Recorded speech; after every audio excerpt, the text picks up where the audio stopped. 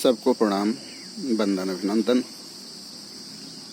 मैं भारत के Gandhi 2 doctor Rajesh Kumar Singh Tomar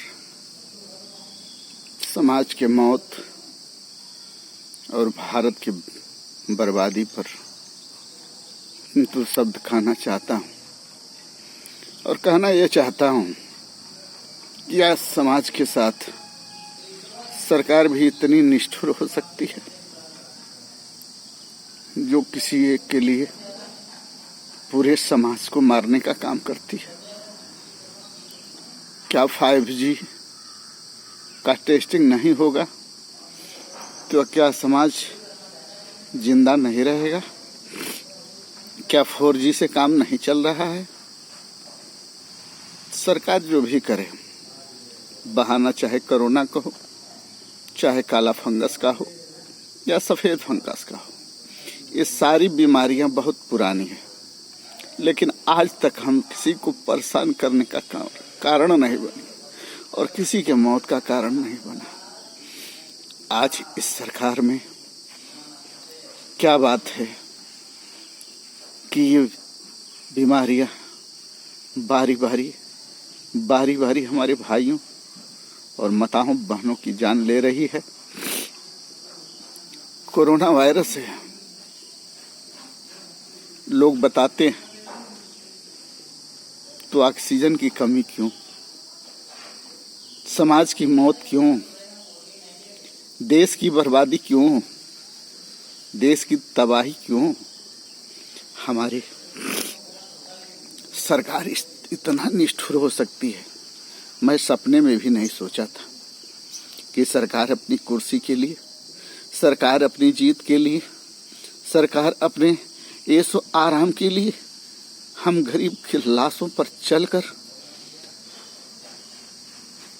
star Vista का निर्माण कराएगी, 8-8 हजार करोड़ की जहाज खरीदेगी, करोड़ों का सूट पहनेगी, लाखों का कलम लेगी, खरबों का खर्चा करके अपने लिए नए गाड़ियों का काफिला खड़ा करेगी और समाज मरता रहेगा। हमें पूरा विश्वास है कि हमारे देश से जीव का अंत हो रहा है। इसके पीछे 5G का बहुत बड़ा हाथ है और 5G से सरकार के साथ साथ उनके दोस्तों को बहुत बड़ा फायदा है, जिसके चलते हमारे समाज के लोग इन 7 वर्षों में बुरी तरह से मारे जा रहे हैं, कुचले जा रहे हैं, सताए जा रहे हैं, तड़पाए जा रहे हैं, रुलाए जा रहे हैं।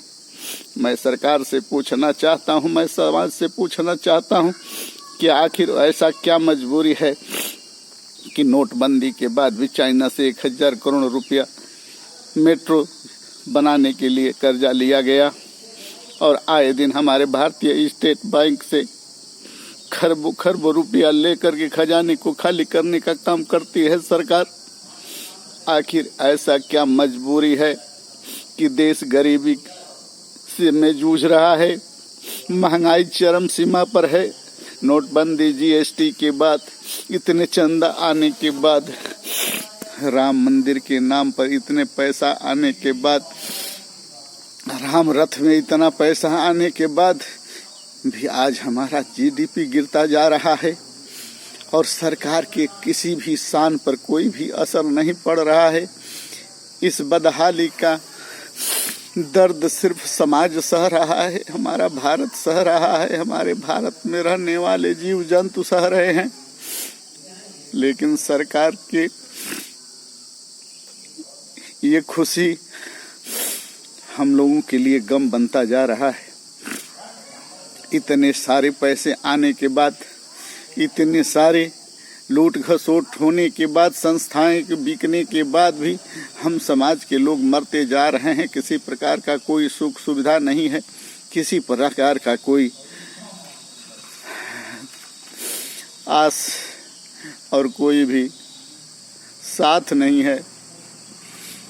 आज हमारे डॉक्टर सरकार की कमियों के चलते आए दिन मारे जा रहे हैं पब्लिक के लात घूंसों से। हमारे डॉक्टर भाई, हमारे डॉक्टर स्टाफ भाई और हमारे हॉस्पिटल के शीशे आए दिन तोड़े जा रहे हैं। सरकार इस पर कोई कदम नहीं उठा रही है। समाज के लोग लाश को सड़क पर रख करके करोड़ लाखों रुपया लेने का जो काम कर रहे हैं, इसके ऊपर भी सरकार का कोई ध्यान नहीं है। सरकार कोरोना के फर्स्ट काल में, कोरोना के सेकेंड काल में और कोरोना के थर्ड काल में लोगों के मृत्यु रूपी लाशों पर चढ़ करके अपना सारी व्यवस्थाएं सुटेबल करती जा रही है, और हम समाज के लोग आए दिन बढ़ते जा रहे हैं, और हम सरकार के साथ साथ इतने निष्ठुर होते जा रहे हैं कि अपने ही लोगों को खोते जा रहे हैं। कोई अपने दिल का बात न किसी से कह पा रहा है, न कोई किसी का दर्द किसी से सुन पा रहा है।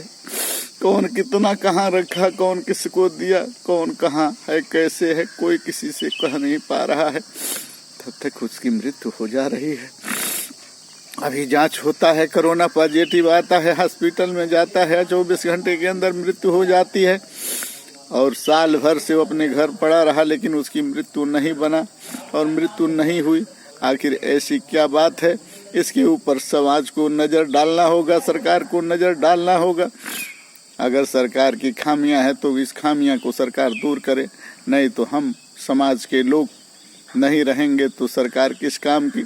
इसी सब बातों के साथ मैं डॉक्टर राजेश कुमार सिंह तोमर, भारत के गांधी 2, समाज आज के दयनीय स्थिति पर रोते हुए सबको प्रणाम वंदन अभिनंदन करता हूँ और एक दूसरे का साथ देने का अनुरोध करता हूँ। जय हिंद, जय भारत, जय सर्व समाज।